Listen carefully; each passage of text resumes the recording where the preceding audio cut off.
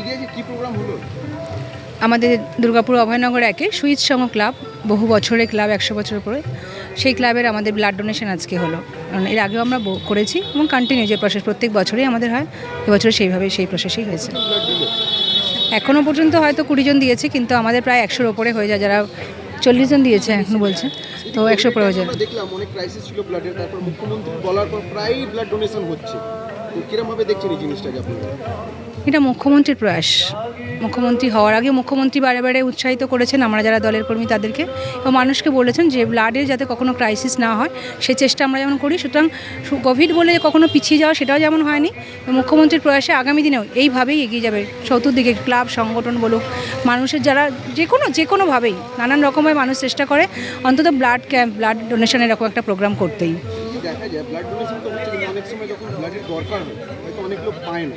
তো আপনাদের এখানে যদি কেউ চায়, অবশ্যই প্রসেস আছে? আমাদের সমস্ত ক্লাবের সদস্যদের একটা নাম্বারের লিস্ট করা আছে।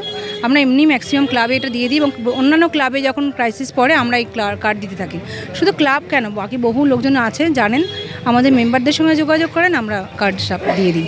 এমনও হয়েছে আমাদের ক্লাবের সদস্যরা চলে গিয়ে কখনো ব্লাড দিতে হয়েছে, সেটাও করে পেড টু ব্লাড দিয়েছে। সেই ব্লাড ডোনেশন আগামীকালে কি বাড়তে পারে? যেরকম এখন 100 জন হয়েছে, আগামীকালে হয়তো 200-250 জন কিছু ভাবনা চিন্তা আছে, বা বছরে 2-3টে করার?